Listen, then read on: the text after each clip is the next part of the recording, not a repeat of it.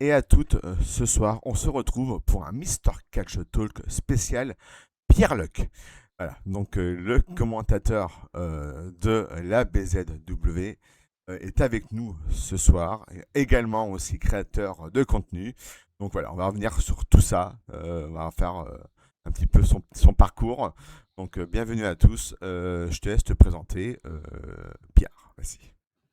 Eh bien, bonsoir, merci de m'inviter déjà. Merci beaucoup. Et puis, me présenter, je m'appelle Pierre, Pierre Luc, créateur de contenu catch depuis 2 ans maintenant. TikTok, Instagram et surtout YouTube maintenant, un peu de Twitch aussi, même si là c'est en pause.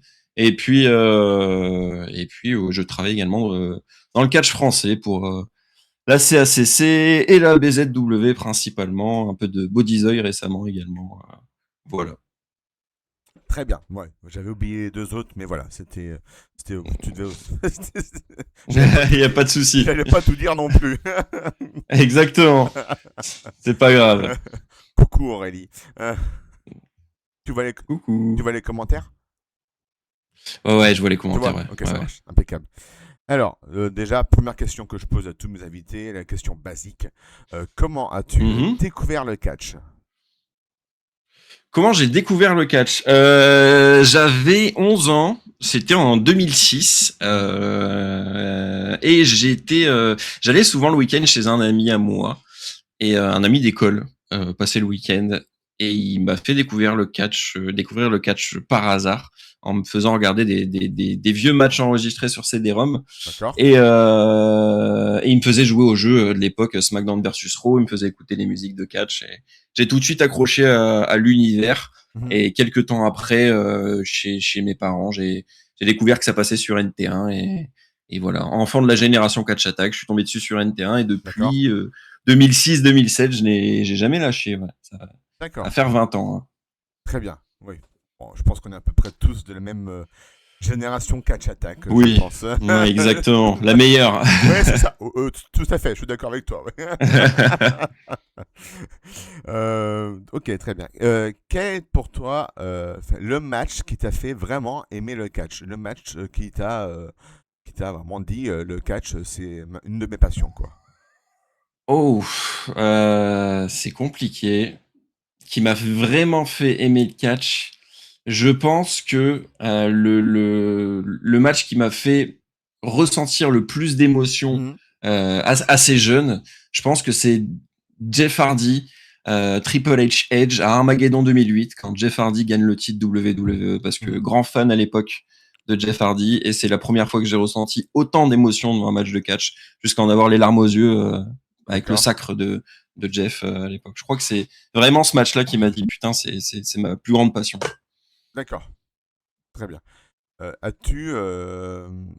C'est pas, bon, c'est à peu près la même chose, mais est-ce que tu as un catcheur voilà, qui t'a fait aussi particulièrement. Que tu as particulièrement dans ton cœur de fan qui t'a fait aimer le catch, quoi? Ah bah ouais, ouais, ouais, ça se rejoint. C'est vraiment grâce à Jeff Hardy et après avec Edge. Edge, Mhm. c'est devenu mon idole également. D'accord. Euh, et c'est ces deux catcheurs qui m'ont émerveillé. Alors il y avait beaucoup de stars de la génération Catch Attack. Je pense aussi à l'Undertaker aussi qui m'a fait rêver très vite. Mhm. Ça fait partie de mes catcheurs préférés. Mais c'est ces catcheurs-là, surtout Jeff Hardy qui m'a fait rêver le plus vite. Et puis Edge après et l'Undertaker. Donc D'accord. voilà, je vais citer ces trois-là, en tout Mhm. cas quand j'ai commencé à regarder, quoi. D'accord. D'accord, très bien.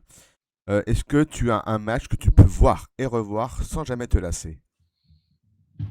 Oh je vais pas être original, mais je pense Undertaker Michaels à Mania Mhm. 25, qui est, je pense pour moi le plus grand match de tous les temps, en tout cas à la WWE. Mhm. C'est pour moi un chef-d'œuvre ce match du début à la fin, D'accord. donc je peux le voir sans me lasser, le voir et revoir. Et peut-être le Rumble match 2020 aussi, qui était D'accord. Mhm. particulièrement incroyable aussi.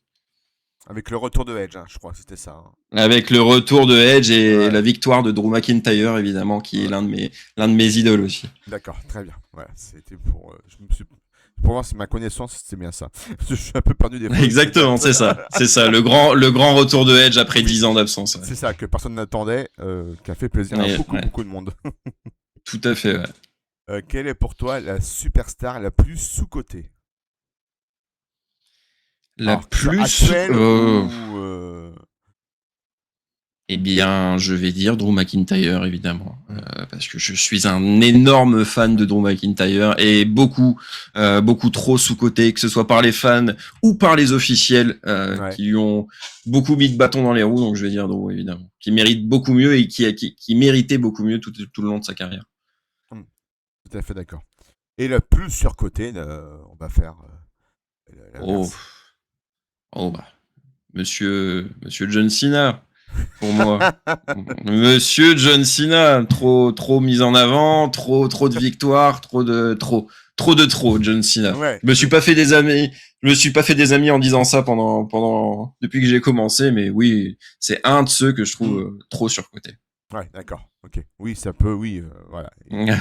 John Cena, c'est peut-être une icône, mais voilà, c'est pas non plus au C'est niveau une icône, mais in-ring, c'est c'est trop. pas trop. Voilà, voilà, c'est ça. Voilà, et c'est trop. Malheureusement, ils en font un peu avec certains actuellement, pour ma part, du côté des WWE, mais bon, c'est comme ça, ils ont toujours fait pas comme ça, donc Mm, voilà.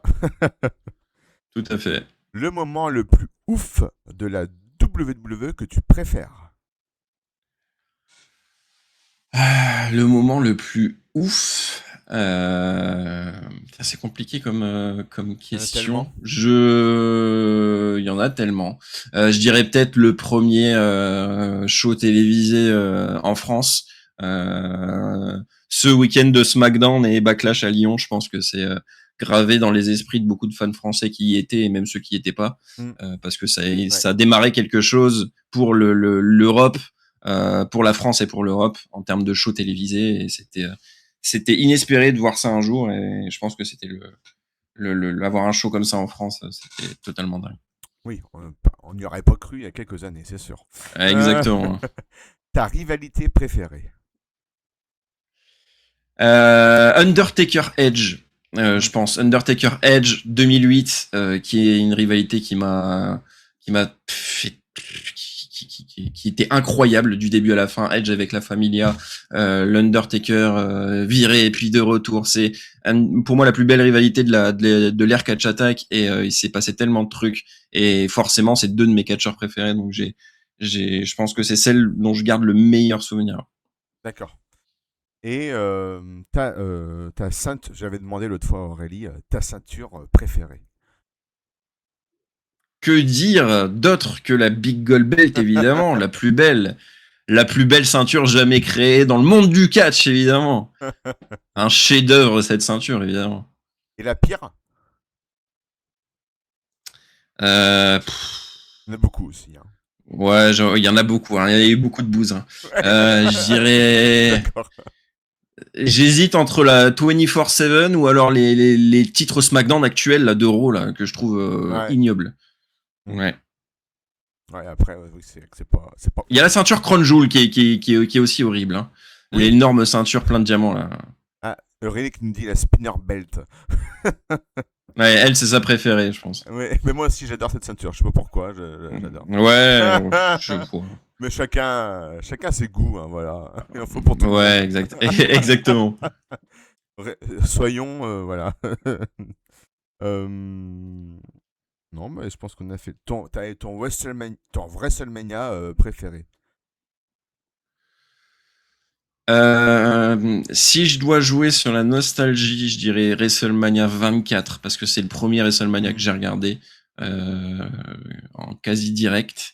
Après, le meilleur pour moi de ces derniers temps, je pense, ça se joue entre le 39 et le 40, mais pour le sacre de Cody Rhodes, la fin du règne de Roman Reigns, toute cette incroyable rivalité, cette histoire de la Hmm. Bloodline qui s'est conclue à WrestleMania 40. Je pense que Mania 40 est extraordinaire.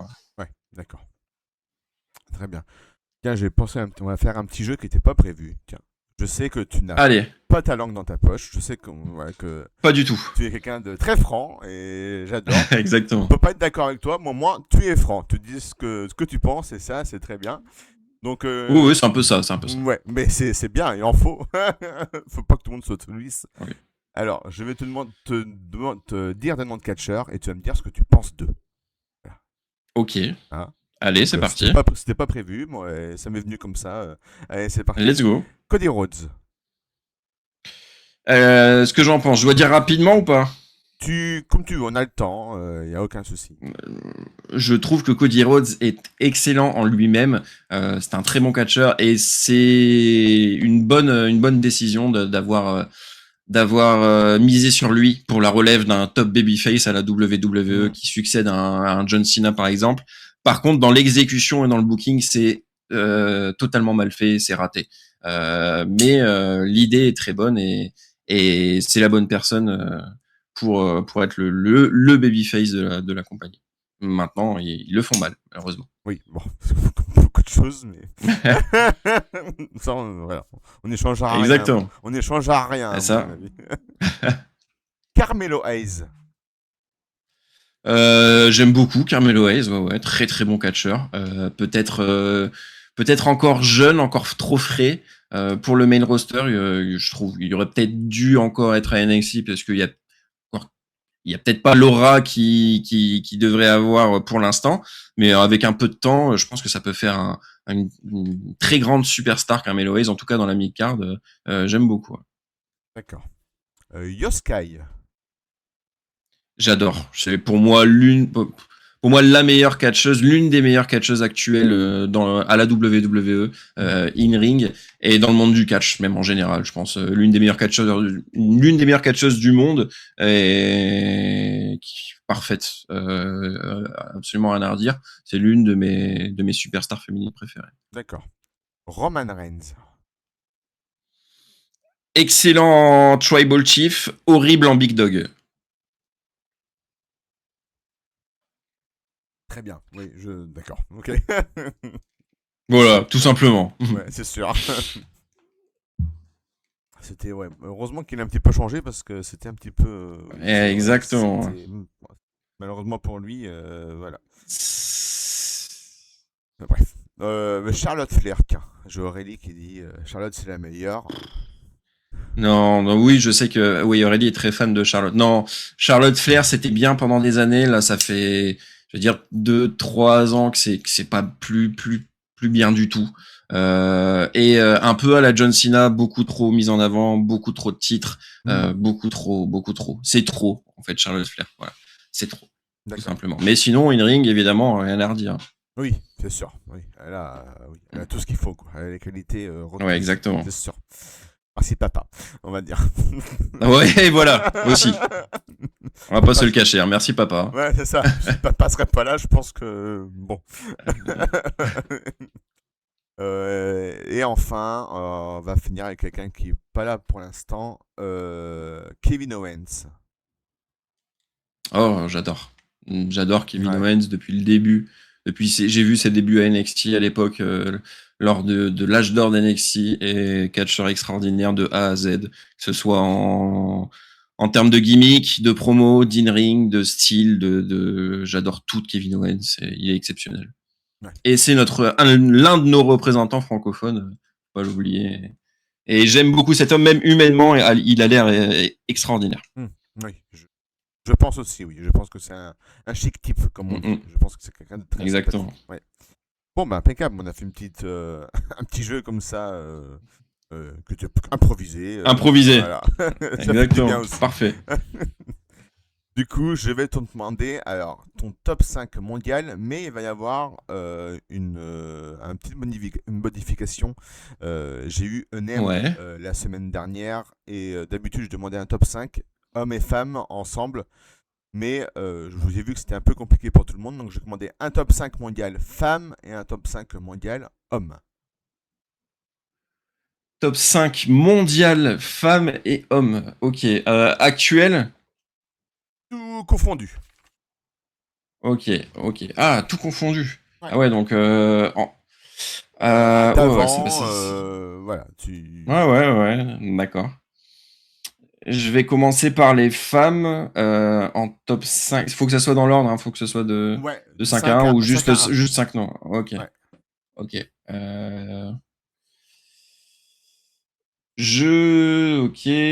Ok. Laisse-moi réfléchir, je vais Je commencer te par laisse les femmes. réfléchir, t'inquiète. Je cherche juste un nom supplémentaire Je te laisse réfléchir, qui je t'inquiète pourrais pas. bien mettre. Ok, alors, en numéro 5 pour les femmes, je vais mettre Rhea Ripley. En numéro 4, je vais mettre Mercedes Moné, Sasha Banks. En numéro 3, je vais mettre Io Sky. En numéro 2, je mettrai Asuka. Et en numéro 1, je mettrai Becky Lynch. Impeccable. Très bon classement. Très, très bon classement. Et Merci beaucoup. Pour les hommes, alors je suis un grand consommateur du produit WWE, donc ça va être compliqué pour moi de citer d'autres catcheurs, bien que évidemment les catcheurs hors WWE, Japon, AEW, je les connais quand même. Bien sûr. Je vais, mais je vais être plus à l'aise en citant des noms de WWE. Mais il n'y a aucun Donc souci. top 5 mondial WWE, je dirais. Si on prend passé, présent, en numéro 5, qui je pourrais mettre en numéro 5, je vais mettre Stone Cold Steve Austin, évidemment, parce que il a marqué toute une génération. Bien sûr. En numéro 4, je mettrai l'Undertaker. En numéro 3, je mettrai Drew McIntyre, pardon. En numéro 2, je mettrai Edge. Et en numéro 1, qui est pour moi le meilleur catcheur de tous les temps, AJ Styles. Ah non, j'ai oublié Shawn Michaels. Je vais échanger. je vais échanger. Pardon, je vais échanger l'Undertaker avec Shawn Michaels quand même. Ok, très bien. Parce que faut quand même mettre le GOAT. Michael, c'est pour moi le meilleur catcheur de tous les temps, mais je parle en fonction de mes préférences. Oui, bien sûr. Pour moi, AJ Styles est pas loin derrière et pour moi en numéro 1. D'accord, très bien. Bon, impeccable. Très bon classement des deux. Impeccable. Du coup, on va passer à la suite. On va parler un petit peu de ta carrière et du catch en France. Hein, donc voilà. Donc déjà, pourquoi tu t'es lancé dans la création de contenu catch? Pourquoi je me suis lancé? Parce que, alors ça s'est fait un petit peu par hasard, le fait que je me sois lancé, parce que je regarde du catch depuis que je suis tout petit, et j'ai jamais eu vraiment de gens ou d'amis ou de famille ou peu importe de proches avec qui partager ma passion du catch, parce que j'ai des meilleurs amis qui n'ont jamais été fans de catch. J'ai personne d'autre, j'avais personne d'autre avec qui parler de catch à part à l'école pendant la génération Catch Attack où beaucoup regardaient, donc mais ça a duré qu'un temps. D'accord. Et j'avais envie de partager ça avec les gens. C'est bien de commenter sur Twitter, sur les statuts YouTube, les live Twitch et tout, mais je voulais un petit peu faire partie de ça et je voulais un petit peu partager ça, ma passion, avec d'autres personnes. Et après, ça s'est fait par hasard. J'ai commencé à faire une vidéo TikTok pour me plaindre d'un truc. J'ai vu que j'aimais bien me plaindre en vidéo et que les gens, ça les faisait rire. Et du coup, j'ai continué à en faire une deuxième, une troisième, et puis c'est devenu un plaisir. Et maintenant, je pense que c'est mon plus gros plaisir. Je me suis trouvé à force, et puis c'est devenu une passion. D'accord. Donc à la base, c'était vraiment pour pouvoir partager avec des gens ma passion, parce que j'avais jamais eu l'occasion de partager avec qui que ce soit, et il y a tellement de trucs en 2 ans qui se sont passés dans ma vie grâce à ça, et c'est extraordinaire. Oui, bien sûr, tout à fait. Comment pourquoi tu t'es appelé Pierre Luc? Bon, je sais que ton nom c'est Pierre, et pourquoi Luc? Ouais, exactement. Alors, mon prénom c'est Pierre, oui, ça, il y a pas de voilà. je m'appelle vraiment Pierre. Et Luck, c'est tout aussi con, c'est parce que les 3 premières lettres de mon nom de famille c'est LEC, donc Luck, et j'utilisais tout le temps ça dans mes pseudos, mes adresses mail, mes trucs, j'utilisais toujours Pierre Luck, les 3 premières lettres de mon nom de famille.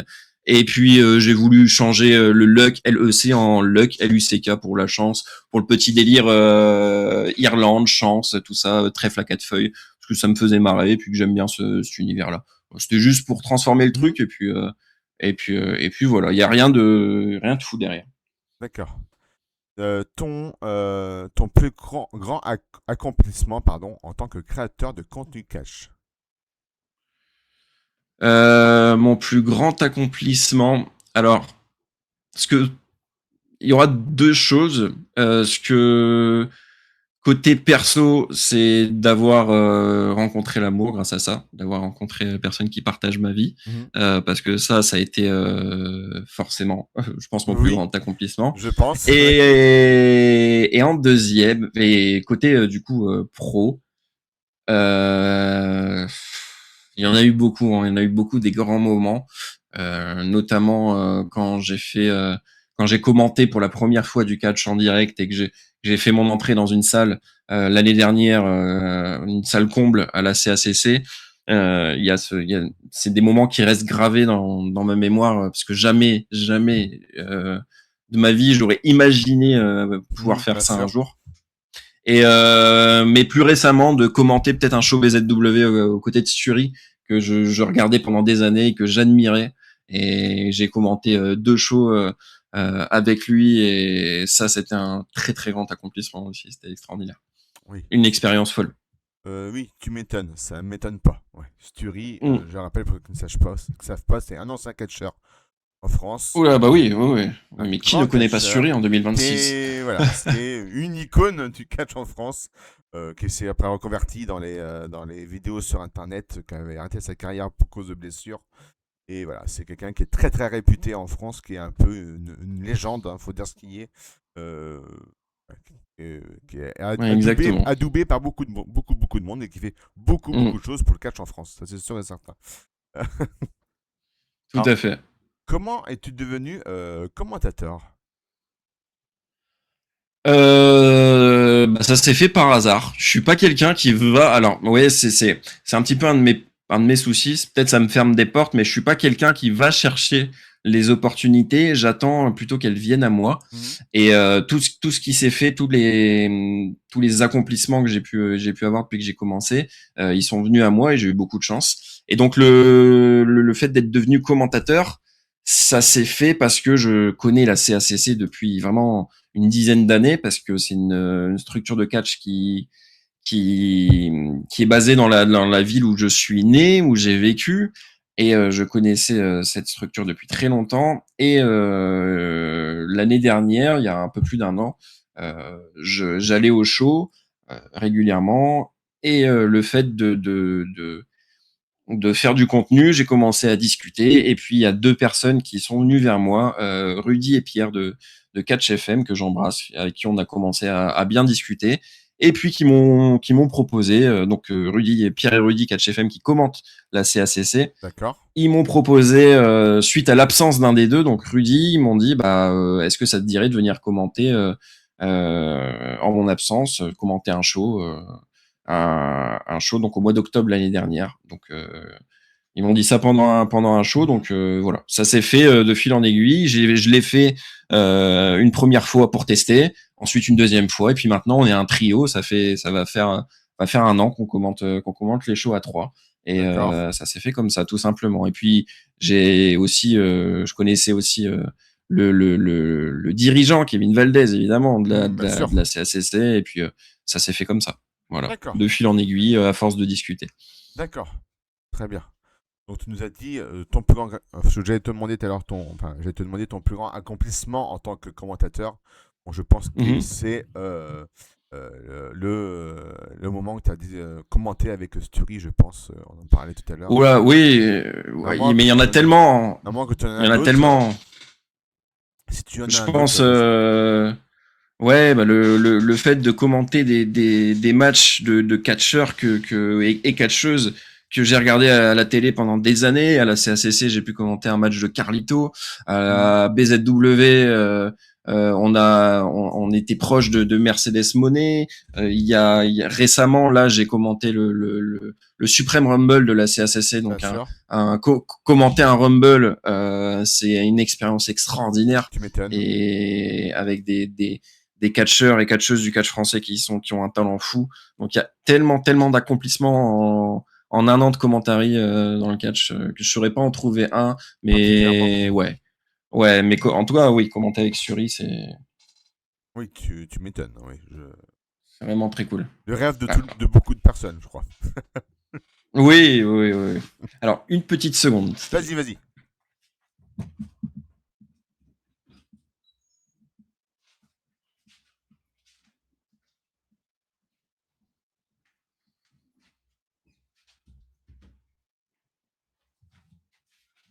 Hop, je suis là, excuse-moi. Non, c'est pas grave, t'inquiète pas. Alors, on me dit dans les commentaires que tu as eu la chance de commenter Drew Parker. Oui, la chance, oui. Non, j'aime beaucoup Drew Parker. Oui, mais c'est bro, il est fan de Drew Parker. C'est l'un de ses catcheurs préférés. Oui, très grand talent, Drew Parker.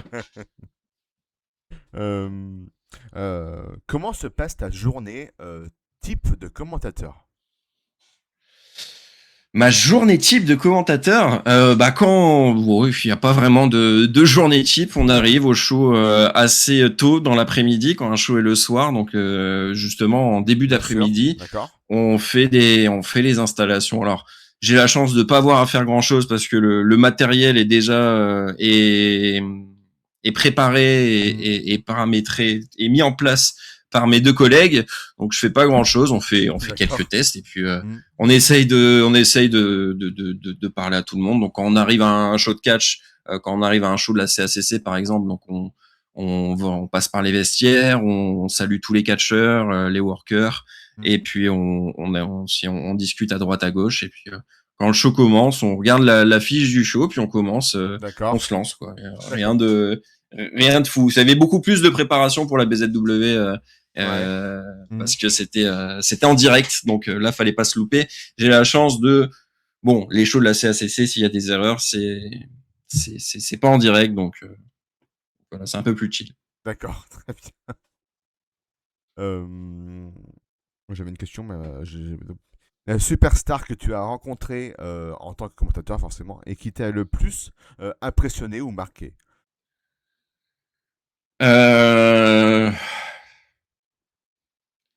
Il y en a beaucoup, hein. On fait des interviews avec Aurélie pour la BZW, et donc on a pu approcher des superstars qui ont une aura de fou. Carlito est impressionnant quand il rentre dans la pièce. Il y a une sacrée aura.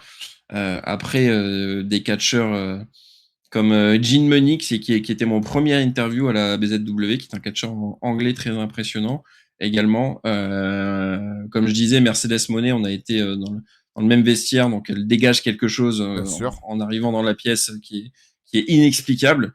Il y a tellement eu de rencontres et tellement eu de moments où je me faisais dessus intérieurement, tellement j'étais impressionné par la personne ou par son aura. Ouais. D'accord. Alors, vraie question pour le coup. J'ai Vemcross qui demande en tant que commentateur, quel serait ton catcheur de rêve à commenter?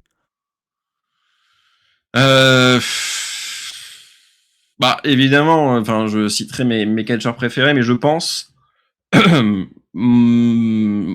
y a eu des rumeurs ces derniers mois, une potentielle arrivée, un de ces quatre, ou une potentielle opportunité d'avoir un jour soit les Hardy Boys, soit Jeff Hardy en lui-même en Europe, en France, et ce serait quelque chose de totalement dingue de commenter un match de Jeff Hardy, parce que la boucle serait bouclée, parce que c'est avec lui, c'est avec ce catcheur que j'ai commencé à aimer le catch, et donc ce serait extraordinaire. D'accord. Oui, c'est sûr que. Edge ou Drew, oui Aurel, mais bon, Edge ou Drew, c'est un peu moins réalisable que Jeff Hardy. Jeff Hardy, c'est un peu plus possible, je pense. Oui, c'est ça.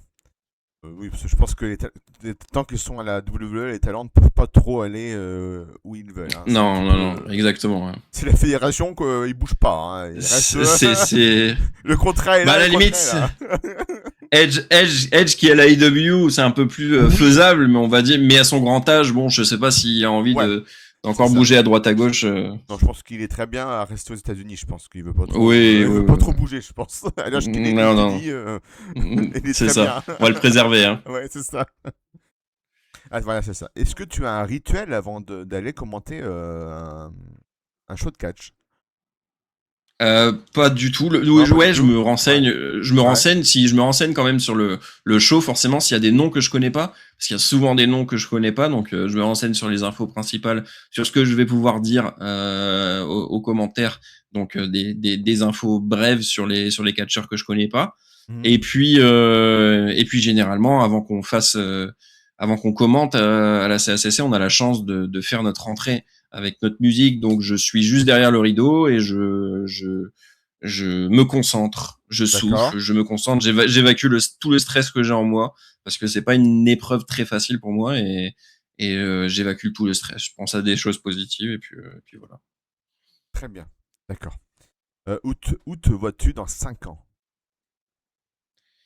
Où je me vois dans 5 ans, bah, je me vois bien continuer la création de contenu Mhm. et si possible en vivre parce que Bien sûr.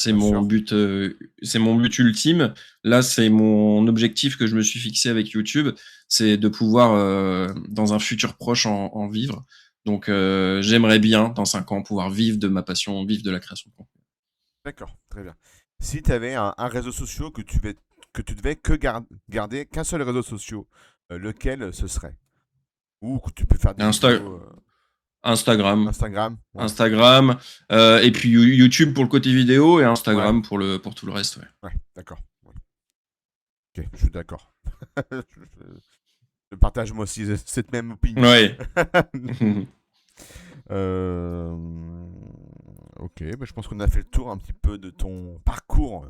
Si tu as quelque chose à rajouter en plus, tu peux, il n'y a aucun souci. Viens en tête. Euh, voilà. Tu as... Moi, non, sur le coup, j'ai rien. Non, non. Ouais. Je pense que j'ai dit pas mal de choses déjà. Oui, c'est bien. Non, mais c'est bien. Alors, que penses-tu du catch en France, tiens?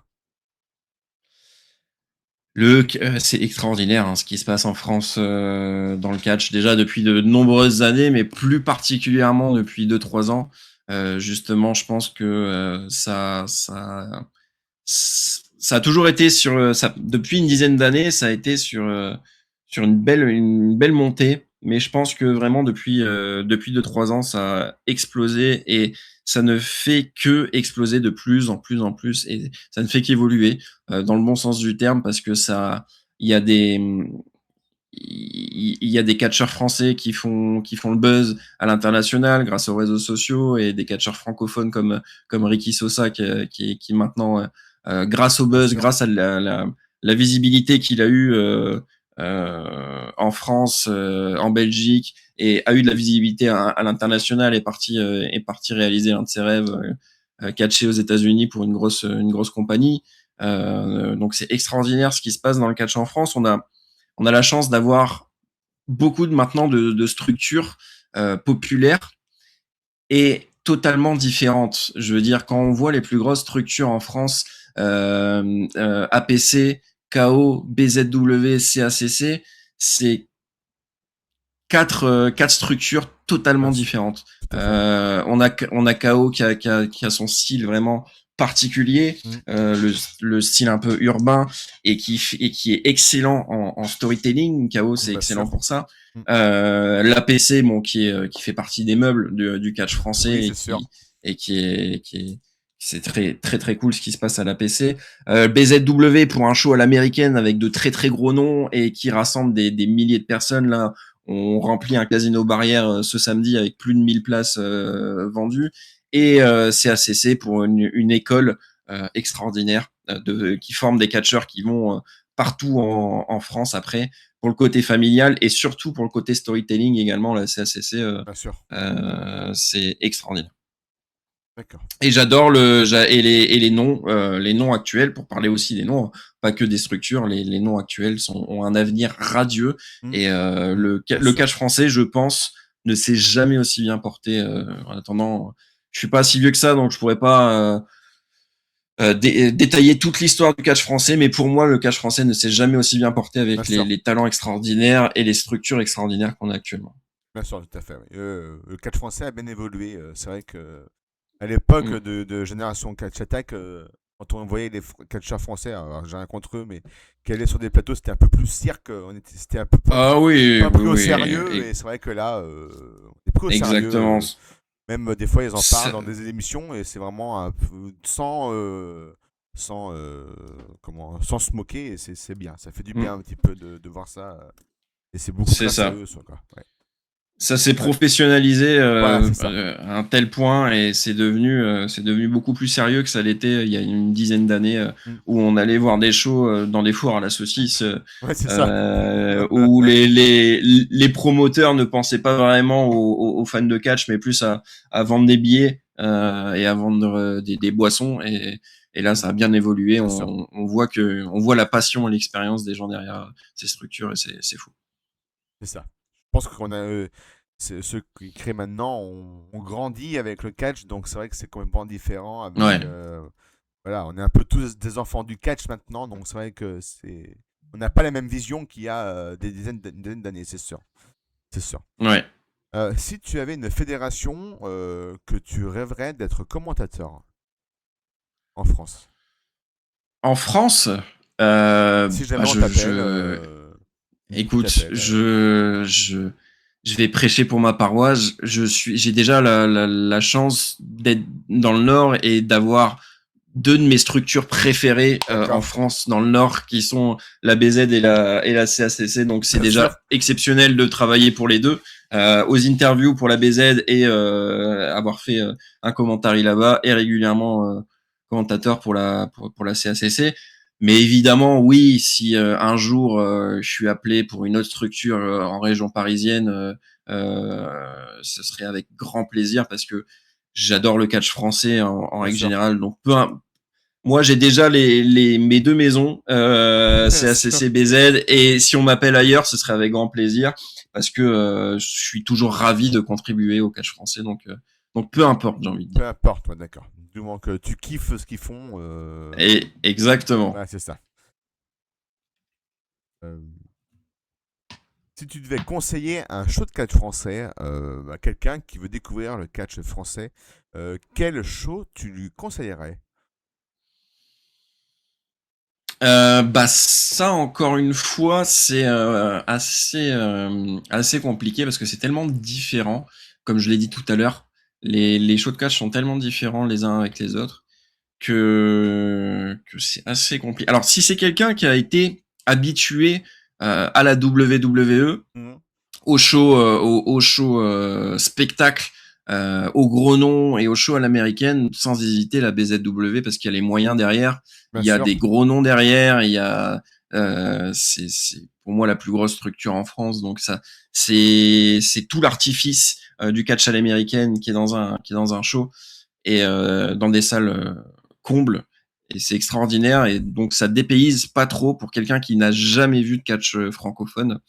Et après, par la suite, si la personne veut consommer du catch français régulièrement et avoir un vrai storytelling, avoir une vraie histoire qui se suit et voir des clans se développer, des catcheurs se développer au fur et à mesure, je conseillerais KO et CACC évidemment bien sûr. pour le storytelling parce que pour moi c'est les deux qui mettent l'accent sur le storytelling le plus en France. D'accord, ouais. Oui, c'est vrai que c'est un peu eux qui sont un peu plus, oui. Ça ressemble un peu Mm. plus, qu'on va dire, à ce que fait l'Amérique que les autres, Exactement, c'est vrai. Sans mais forcément dénigrer si, les autres, hein, mais et non, mais sinon, j'allais le oui, dire, c'est mais vrai. sinon, peu importe la structure, peu importe la promotion, ou que les fans soient en France, le catch français, c'est toujours très cool. Et aller dans la structure qui est près de chez vous et qui vous tient à cœur et que C'est vous ça. appréciez. Il faut peut-être en tester plusieurs et puis Oui, chacun trouve ouais, c'est son ça. produit.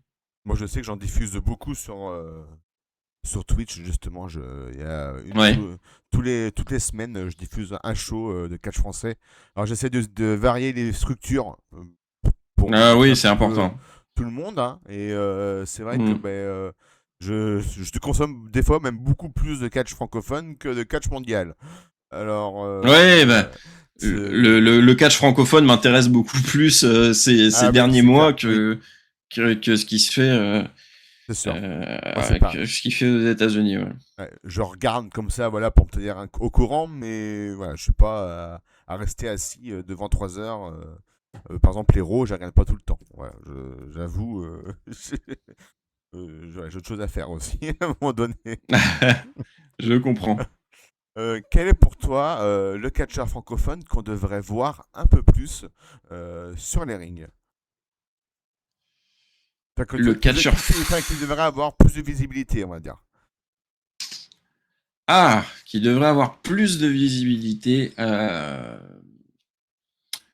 Je pense à Kodar Reznov que j'aime énormément et qui est un catcheur extraordinaire et qui mériterait d'être tête d'affiche dans toutes les structures de France. J'ai beaucoup d'affection évidemment pour TLB, mais lui il est déjà bien mis en avant et puis son clan et lui sont déjà bien mis en avant partout où ils vont maintenant. Bien sûr. Sinon pour la petite affection personnelle, je dirais Léon Vigoureux, catcheur de la CACC, qui est extraordinaire et que je vénère. J'ai un hôtel à Léon Vigoureux chez moi, je me mets à genoux devant sa photo comme ça. Là, tu pries, quoi, ouais. C'est ton dieu, quoi. Exactement. Et il est pas assez mis en avant et il gagne pas assez de matchs. Et il devrait gagner tous ses matchs. Léon Vigoureux, pour ceux qui ne savent pas, je l'avais parlé l'autre fois, il fait partie de chez moi, en plus. Voilà, voilà, on est compatriotes, on va dire, compatriotes de département. Compatriote. Ouais, c'est ça, de département. Hein. Non, ouais, c'est vrai que impeccable. Franchement, très très bon le catch en France. Ouais. N'hésitez pas à aller voir du catch francophone, que ce soit en direct ou même sur maintenant, c'est beaucoup accessible sur YouTube. Donc YouTube, ils Ouais. mettent beaucoup, franchement, c'est très accessible partout. Donc ouais, allez regarder du catch francophone, soutenez-les, ils en ont besoin, surtout. Surtout. Et Il y a aucune excuse pour ne pas regarder de catch c'est francophone. sûr, Donc oui. c'est sûr. Très bien.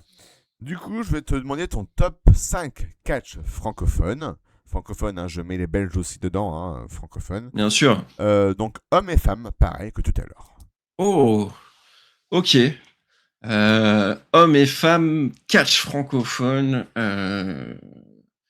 Alors, ça va être un petit peu plus délicat T'inquiète pour pas, on a le temps. les Vas-y. femmes, pour les femmes qu'on ne voit pas assez encore, ou qui sont moins nombreuses tout simplement. Hein. Oui, c'est ça. Mais il y en a des excellentes évidemment. Je, alors je réfléchis. Hein. Vas-y, t'inquiète, prends le temps. T'inquiète pas. Bah, déjà dans le top, je mettrais. On peut pas passer à côté de JGU, qui est Ouais, bien sûr. vraiment très cool, qui est extraordinaire comme catcheuse et qui aussi a attiré l'œil des Américains. Bien sûr. Donc JGU forcément. Ensuite, en autre catcheuse en France, Mila Smith, pareil. Je pense que Mila Smith, je la mettrais peut-être en deux. Peut-être en deux Mila Smith. Amal, évidemment, qui a une carrière Oui, bien sûr. déjà énorme derrière elle. Qui je pourrais mettre d'autres euh, euh, euh, en catcheuse francophone. C'est pas évident.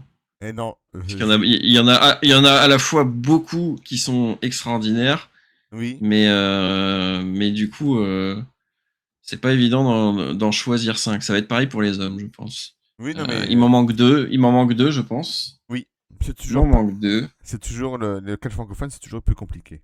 J'ai remarqué. Ouais, c'est toujours plus compliqué, ouais, exactement. Oh bah ouais, je vais mettre Cory Zero, évidemment. Forcément, Cory qui fait, qui est inévitable en ce moment, qui fait énormément parler d'elle. Et puis, après, j'aime bien Calypso. Allez. Calypso? Très bien. Allez. Très bien, j'ai les 5. Et pour les hommes. Pour les hommes, alors, en numéro 5, qui je pourrais mettre en numéro 5? Parce que là, ouais, les hommes, il y en a tellement que j'apprécie Oui, dans le catch francophone que là, j'ai ouais. peur d'en oublier. J'ai trop peur d'en oublier. Et j'ai trop peur de pas les mettre à la bonne place aussi. Euh, En numéro 5, je vais mettre Ultima Sombra. Vers 5 sont bras, ok. Et en numéro 4, je vais mettre Thiago Montero. D'accord. En numéro 3, je vais mettre TLB. Mhm. Euh, En numéro 2, je vais mettre Léon Vigoureux, mais ça c'est plus vraiment presque de l'amour pour Léon Vigoureux, j'ai envie de dire. En numéro 1, je pense que le catcheur que j'apprécie le plus et qui c'est pas celui qui fait les matchs les plus techniques, mais c'est celui Mhm. qui est le plus fun et il fait partie d'une des de ma tag team francophone préférée. Donc j'ai cité son partenaire Ultima Sombra, mais je mettrai MBM en numéro 1 parce que D'accord. c'est, je pense, l'un des catcheurs francophones que je suis depuis le plus longtemps, Mhm. bien avant évidemment de le rencontrer ou de commenter ses matchs. Et je pense que MBM, c'est celui qui est parfait en tout point. Ouais, c'est ça. En plus, il est drôle, il est très bon in ring, il s'adapte, avec son bras, ils font bouger les foules. Ouais, Il nous offre des matchs ultra fun à chaque fois. Et c'est il a sûr. une carrière déjà de malade parce qu'il a catché dans le monde entier, Oui. MBM. Et il est Gros pas vieux, passage au c'est un truc. Mexique. Et il est pas vieux. C'est Gros ça. passage au Mexique, aux États-Unis, au Japon, au Canada. Il a une carrière de malade mental, MBM. Et l'avenir est radieux pour lui également. Et donc MBM numéro 1. Très bien. Et c'est quelqu'un de très sympathique aussi d'ailleurs. Et très humble. Oui, Et un très. amour Ah aussi. oui, parce que je l'ai rencontré une fois Ouais. et franchement, c'est un amour de mec. Oui, bah Il est c'est, d'une gentillesse. Voilà, c'est un peu comme sur le ring, quoi. Ça se voit que c'est le mec sympa oh, qui est là pour. exactement. Aurel pourra le dire. MBM, à chaque fois qu'on le croise, c'est toujours génial. C'est quelqu'un de très solaire, qui te met de bonne humeur, tu vois, dès que Ouais, tu c'est lui ça. parles. Et c'est extraordinaire. Ouais, c'est ça. Ça se voit et voilà. Ouais. Bref. Et c'est un des seuls aussi qui va autant parler justement aux bénévoles, aux Oui. workers, aux commentateurs, peu importe, je veux dire, il y en a beaucoup qui restent dans leur coin ou qui sont un peu plus réservés, Ouais, bien mais lui sûr. il va vraiment parler avec tout le monde, et dire bonjour à tout le monde, demander des nouvelles Hmm. et non, j'aime beaucoup NBM. Ouais, ok. Oui, puis je sais que c'est quelqu'un qui est très respecté aussi avec son bras. Bien sûr, Tous les deux sont très très ouais, respectés dans les vestiaires et ça je le tout à sais. fait, ouais. Voilà, ils sont très Mm. les catcheurs, voilà, ils sont très sympas avec eux parce que c'est des amours. Donc voilà. Ouais, Ok, c'est très sûr. bien, impeccable. Du coup, on va faire le petit jeu du commentateur. Alors ça, je t'avais Ok, mis le programme, mais je t'avais pas mis parce que j'ai réfléchi aujourd'hui. Alors c'est sur des. d'accord, Tu as deux moments à choisir. Je te propose deux moments de la WWE. d'accord, Tu vas choisir lequel des deux tu aurais préféré commenter. ok. Ok. Alors Allez, c'est parti. soit le match End of an Era qui opposait Triple H avec Undertaker et en tant qu'invité spécial, arbitre spécial, Shawn Michaels, les trois légendes de l'Attitude Mm. Era, ou soit Ouais, le l'Inocel. match, voilà, c'est ça, ou soit le match entre Cody Rhodes et Roman Reigns, où toutes les grosses stars, toutes les légendes de la WWE sont venues à la fin du match. Lequel des deux tu aurais préféré Ouais. commenter? C'est compliqué parce que c'est deux matchs qui ont vraiment marqué deux C'est le générations et but. qui ont été. C'est le but. Euh, ouais, je pense que pour tous les rebondissements et pour toute l'histoire racontée et l'histoire qui s'est achevée ce jour-là, je pense que je dirais quand même Cody Roman Reigns. Ouais, Ouais. ouais, parce que je pense, l'un des plus gros, pas l'un des meilleurs, mais l'un des plus gros matchs de l'histoire de WrestleMania et l'un des plus gros matchs de tous les temps en termes d'apparition, Hmm. d'écriture, Bien sûr. de tout ce qu'il y a derrière. Je pense que ça aurait été encore plus fun, encore plus intéressant à commenter en termes d'émotion ce Ouais, match. bien sûr. Oui, c'est vrai que c'était, je pense que c'est un des matchs qu'on parlera encore pendant très très très longtemps, c'est sûr et certain Ouais, ça. C'est un match qui a marqué exactement. beaucoup, c'est sûr. Ouais, c'est sûr. Alors, le cash-in de Rollins euh, contre, je sais plus, la WrestleMania 35, je crois que c'est ça, je sais plus. À la fin avec, Cashin de Rollins, ouais, ou, le premier, c'est à Mania 31. ouais, c'est ça. Je savais plus, tu vois. Je suis pas, moi, au niveau des dates, je précise, je suis un peu paumé à chaque fois. Je me rappelle les trucs, mais je sais plus quand est-ce que c'est fait. Quand est-ce C'est que pas c'est fait. grave, tant que tu t'en rappelles. Ouais, c'est ça. Ou alors, un moment mythique de la WWE qui a été commenté par Christophe Adjus, qui s'est énervé, qui me fait beaucoup rire. Lesnar qui coûte comment, la mallette à, je sais pas, c'était à Mustafa Ali, je crois, je sais plus. Il Oui, oui, arrive là, exactement. Ouais. et que Christophe Adjus s'est énervé, c'était trop marrant. Enfin bref. Oui, Ah, où Christophe lui dit mais rentre chez ta mère. voilà, c'est ça. Oui, grand moment, C'est grand ça. moment. Ah. Lequel des deux t'aurais préféré commenter? Lesnar me fait beaucoup rire et puis le commentaire de Christophe ce jour-là est mythique et culte, mais sans hésiter, le cash-in de Rollins fait Ouais, partie pour moi de mes WrestleMania moments préférés et d'un de mes plus beaux souvenirs en termes de fun de catch. Et c'est pour moi le plus grand cash-in de l'histoire du Money in the Bank, sans hésitation. Le deuxième plus grand cash-in, c'est lui aussi à WrestleMania. À SummerSlam, pardon. SummerSlam, ouais. Ouais, il a les deux plus grands cash-in de l'histoire, mais le Mania 31, c'était déjà c'était un Mania que j'apprécie beaucoup, Mm.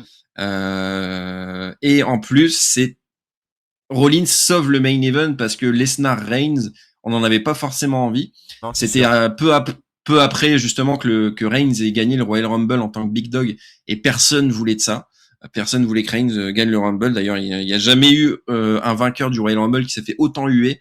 Mm. Et Rollins qui vient cash-in à la fin de ce main event, qui vient sauver le main event et qui vient transformer ça en plus en triple menace, qu'il n'intervienne pas après le match. Ça a créé un moment que j'oublierai jamais. Et Bien sûr. il y a même des fois, je me le refais juste pour le plaisir. Donc, non, c'est sans hésitation ce moment-là. D'accord, très bien. WrestleMania 31, un des meilleurs pour moi, WrestleMania. Ouais, La construction, excellent la WrestleMania. construction Mm. était nulle à chier. Faut dire ce qui est. La construction, apparemment, n'était. Enfin, moi, je me rappelle plus trop, mais était vraiment pas ouf. Mais nous ont sorti quand même un WrestleMania très, très, très, très bon, franchement. Ouais, Il était il très, est, très, très fort. Ouais. je pense que c'est un sans faute en termes de match. Ouais. Il n'y a pas un match que j'ai pas Ouais, c'est aimé ça. dans ce Ouais. Mania. Ouais. Bonsoir, prophète Kurama. Eh, salut Kurama. Qui, souvent, qui était mon premier invité d'ailleurs, que j'embrasse, prophète Kurama.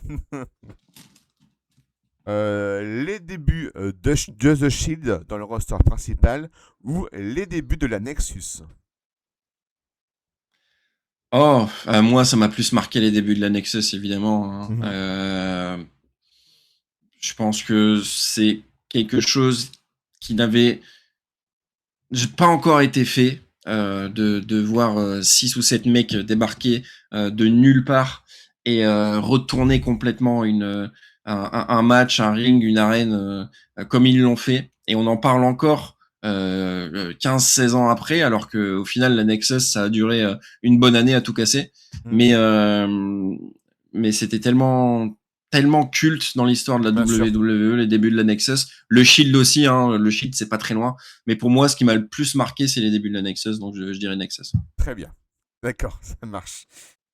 Et enfin, le match de retraite de John Cena ou celui d'Edge Styles. Euh, à commenter, je me serais plus amusé quand même à commenter le match de retraite de John Cena parce que Mhm. juste pour taquiner, pour dire que je suis content que c'est son dernier match et en plus il part à la retraite face à Gunther, l'un de mes catcheurs préférés également. Il abandonne, magnifique. Donc ouais, j'aurais bien aimé commenter ce match. Ouais, très bien. Sûr. Bon, voilà, le petit jeu est fini. Voilà, j'avais 4 propositions à te faire. Euh, Ok, impeccable. On va parler un petit peu, c'était pas prêt non plus, mais on va parler de la carte de la BZ. Tu commentes la BZW ce week-end, je crois.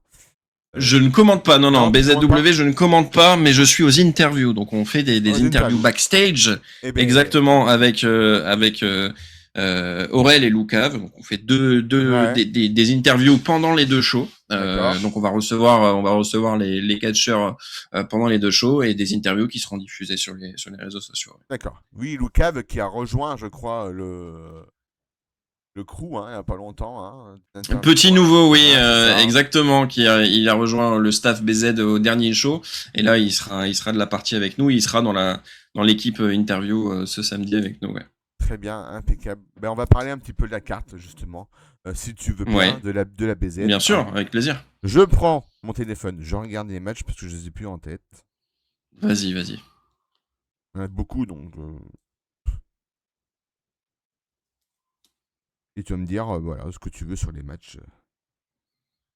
Euh, Avec plaisir. alors, donc c'est ce week-end du côté de Lille. Au casino, c'est ça hein, si je me trompe C'est ça. pas, Au Casino Barrière Casino Barrière de de Lille, Lille. donc le grand casino de Lille, donc la salle le théâtre du Casino Barrière. Voilà, c'est ça. Donc, du coup, nous avons le match entre Ricky Sosa et TLB, qui Oui. va avoir deux talents Ouais. francophones. Grand match en perspective. TLB Ricky Sosa, c'est une histoire qui a commencé au dernier show. TLB qui a commencé à s'en prendre à Ricky Sosa en le traitant de mercenaire parce que Valeur Plus est anti-mercenaire. Valeur Plus veut sauver le catch français et ces catcheurs qui profitent de ces opportunités pour aller aux États-Unis et devenir des mercenaires. Ils en font la chasse. Donc TLB qui a commencé à s'en prendre à Ricky Sosa pendant une interview, qui a commencé à l'agresser en zone merchandising Mhm. lors du dernier show, et bah ça s'est officialisé par un match donc samedi soir lors de Jackpot. Donc grosse tension entre les Bien deux. sûr. Ricky qui va Ricky qui a participé à Slammiversary à la TNA là, dimanche, et qui sera à Jackpot contre TLB, deux catcheurs extraordinaires. Bien sûr. Oui, c'est les deux des plus grands catcheurs français actuels, des plus gros noms qui ont un avenir exceptionnel Bien sûr. et qui vont s'affronter. Ça risque d'être brutal, ça risque d'être violent, ça risque d'être à la fois drôle un petit peu parce qu'ils ont toujours du répondant les deux. Oui, bien sûr. Un match parfait hein, en perspective. Très bien. Ensuite, alors, Aaron Cormac qui me dit gros match, TLB évidemment. Entre îles, on se comprend. Entre îles, évidemment. D'ailleurs, Aaron Kurama qui rejoint le calendrier du catch francophone. Hein. Je lui dis, il le sait, mais voilà. Le prochain calendrier. Très très cool ce que fait Kurama, j'aime Oui, beaucoup, je oui. regarde. Et très gentil en plus, Aaron Kurama. Alors, ensuite, le match entre Drew Parker et le gagnant du match attends. De finale décision, Griff ou Big Joe. Ouais. Déjà, Ouais.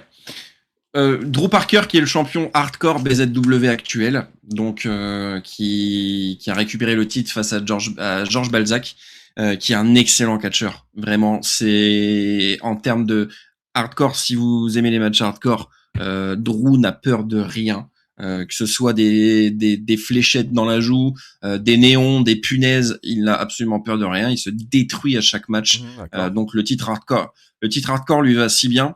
Et le match de qualification qui aura lieu du coup à Final Decision, donc le show de l'après-midi. Griff, qui est maintenant, je pense, très connu du catch français, le Phoenix, qui est très intéressant à voir catcher. Bien La sûr. voltige, Griff, c'est un petit peu plus. Pour moi, ça va être assez intéressant de le voir dans un match hardcore si c'est lui qui gagne, parce que je le vois moins dans un match hardcore que son adversaire, Big Fucking Joe, qui est aussi un habitué de la BZW, qui a été champion hardcore pendant très longtemps. Big Fucking Joe, qui pareil n'a peur de rien. C'est un mec qui finit ses matchs en sang et qui aime ça. Et donc moi, j'adore Griff, mais je préférerais voir Big Fucking Joe aller chercher peut-être le titre à Drew Parker. Mais en tout cas, ça risque d'être un bain de sang et un match hardcore extraordinaire. Oui, les deux vont si c'est Big Joe et lui vont être. Leur catch se ressemble beaucoup, donc ça va. Mais Griff peut nous impressionner. Hein. Je sais pas.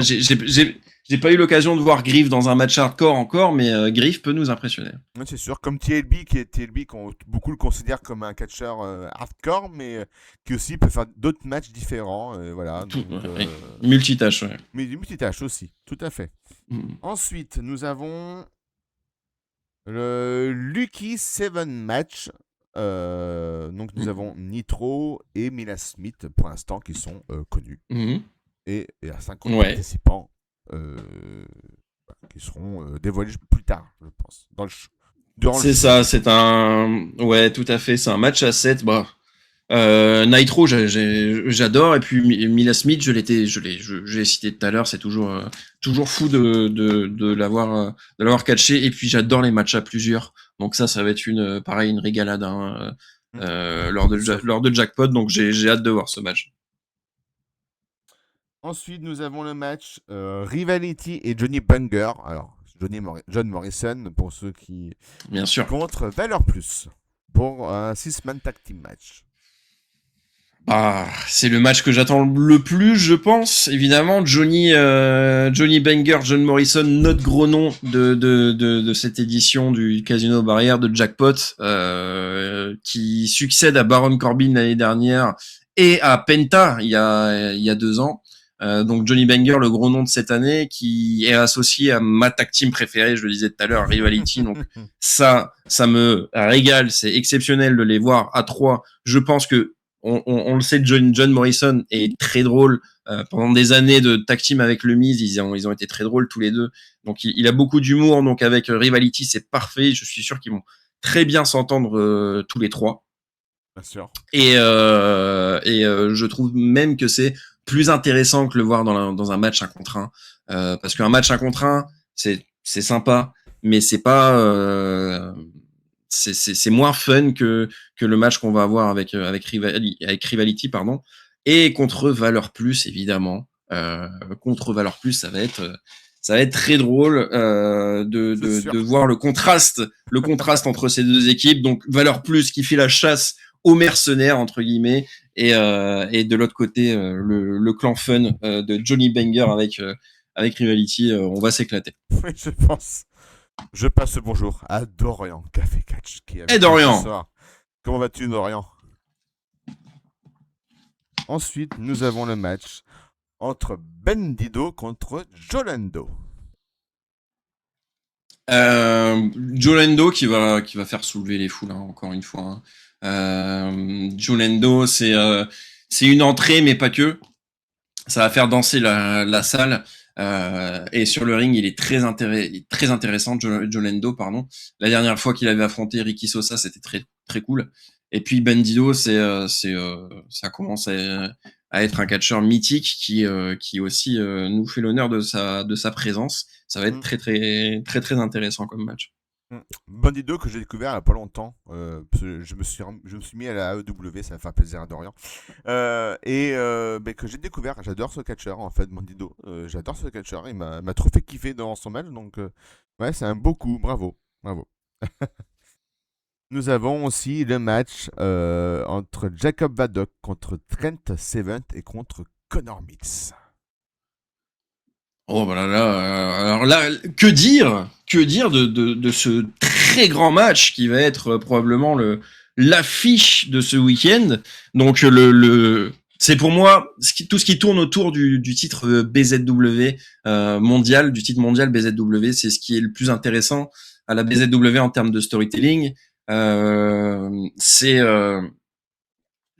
vais pas citer son nom, mais un catcheur qui a eu le titre BZW pendant très très longtemps, et Jacob Vadok à son retour de blessure arrive à reprendre le titre arrive à gagner enfin ce titre pour la première fois de sa carrière, le titre mondial.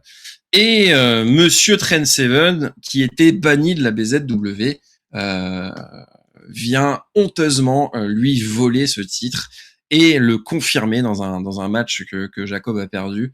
Et Jacob est de retour dans la zone pour reprendre ce titre, pour avoir sa revanche pour le titre BZW ce samedi. Mais entre deux, il y a Connor Mills qui a sa chance aussi pour affronter Trent Seven pour le titre BZW. Donc ça se transforme en match à 3, en match triple menace pour le titre BZW. Et c'est 3 catcheurs que j'adore énormément. Jacob Vadok, j'aurais pu le citer dans mes catcheurs favoris francophones parce que je l'ai reçu 2 fois sur Twitch. Je l'adore personnellement. Dès qu'on se croise, on discute beaucoup. Il est extraordinaire in-ring. Son personnage est si fun et il sait raconter des histoires, Jacob Vadok.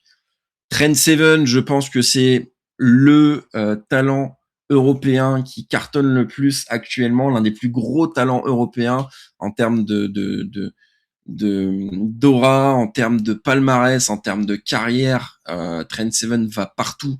Il est partout en France. C'est ACC, BZW, à Bodizoy aussi. Il fait quelque chose d'important en ce moment. Trent Seven est exceptionnel. Il nous sort des matchs de fou à chaque fois. Et Connor Mills, que dire de Connor Mills, c'est pareil, hein, il fait maintenant aussi partie des meubles à la BZW. C'est pareil, hein, c'est pas un catcheur qui est français, francophone, mais qui a été adopté par la foule française et notamment par la BZW Connor Mills parce que voilà, on l'a quasiment à chaque show. On est triste de pas l'avoir parce que c'est devenu une tête d'affiche de la BZW, un gros nom de la BZW, et on est très content. Et je suis très content d'avoir ce match à 3 en potentiel main event, je pense. Ça va être exceptionnel. J'ai hâte d'y être. Très bien. Ah, nous avons Dorian qui demande si on a des nouvelles de Bandido parce que Moxley l'a tué hier. Non, je l'ai pas. On verra samedi. Je l'ai pas eu au téléphone. Il m'a pas répondu encore. Non, j'ai pas. Ok, impeccable. Et nous avons aussi, il y aura la présence exceptionnelle d'un host. Alors, je vais peut-être mal le prononcer. Joshin Liger. Liger, c'est ça. Joshin Thunder Liger, oui, Ouais. bah oui, qui avait, qui est pas, enfin, c'est une légende du catch japonais, évidemment, Joshin Thunder Liger, et qui n'est plus sur les rings maintenant, mais qui sera le host de cette soirée. Ça peut être fun aussi. Bon, on sait pas comment il va se débrouiller pour nous parler. Je suis pas sûr que Joshin Liger parle très bien anglais, mais en tout cas, c'est très cool de l'avoir. Pareil, hein, très cool de l'avoir à Jackpot. C'est un gros nom et on est très content et ça va être intéressant de voir un host un host comme celui-ci pour le show Jackpot. C'est cool de l'avoir parmi nous. D'accord, très bien. Voilà, donc on a fait le tour de la carte de Jackpot qui a lieu ce week-end du côté de Lille. Exactement. Casino Barrière de Lille. Voilà, pour la Voilà, tout à fait. fois, je crois. Non, là, c'est la Non, troisième fois troisième fois. ouais, exactement. C'est 2024, 2025, 2026. À Ouais. chaque mois de juillet, c'est devenu D'accord, récurrent. c'est le rendez-vous. C'est ça, c'est leur plus gros show, alors que ça s'est fait totalement par hasard il y a 2 ans, et maintenant c'est devenu un rendez-vous annuel, ouais. Très bien. Bon, mais vous pourrez découvrir Pierre Luc qui sera du côté de la BZW ce week-end, qui fera des interviews. Voilà, avec Exactement. Clave et Aurélie. Voilà. Ok, impeccable. Bon, on a fait le tour de notre interview. Tu vas pouvoir faire ta promo libre. Tu dis ce que tu veux, c'est ton moment. Oh, Je c'est te mon laisse. moment. Ouais, vas-y. tu fais ta petite promo. Vas-y, je te laisse. Pour les gens qui me connaissent pas, je suis créateur catch et commentateur, intervieweur, couteau suisse, multitâche. Et en ce qui concerne la création de contenu, je suis concentré actuellement sur YouTube. Donc, ce qui se passe pour moi en ce moment, c'est sur YouTube. J'ai mis en pause la création TikTok, Insta et les live Twitch pour me concentrer à 100% sur mes vidéos YouTube, parce que c'était mon objectif de base de faire des vidéos YouTube. Donc, il y en a une chaque semaine, twitch.tv, non, pas twitch.tv, pardon, youtube.com / le Pierre Luc. Et donc une vidéo tous les dimanches à 13h. Donc là, il y a une vidéo review de Night of Champions qui est sortie ce dimanche. Il y en a une qui est prévue dimanche aussi, dimanche prochain. Et je m'éclate sur ce que je fais sur YouTube en ce moment.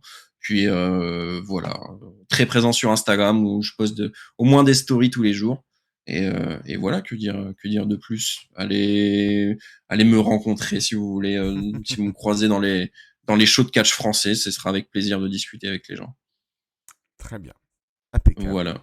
Et voilà, si vous voulez voir un créateur de contenu qui n'a pas sa langue dans sa poche, vous serez ravi avec Pierre Luc. On est d'accord ou pas avec lui, moi au moins, il est franc. Voilà. Oui, ça c'est sûr. Il le faut. Je sais pas si c'est une qualité, mais si. Ça fait partie de moi en tout cas. Voilà, c'est ça. Tu es comme ça et c'est très bien. Exactement. Donc, l'interview touche à sa fin. Merci à tous d'avoir été là. L'interview sera retrouvée sur YouTube, sur Patreon. Je vous communiquerai tout ça. Et voilà, je vous mettrai des petits extraits aussi sur les réseaux sociaux pour voir ce qui a été fait aussi durant cette interview. Donc merci à tous. Bonne soirée à tous. Encore merci à Pierre Luc d'avoir été là ce soir. On se retrouve... Merci à toi pour l'invitation. Mais de rien. On se retrouve demain en live. Live React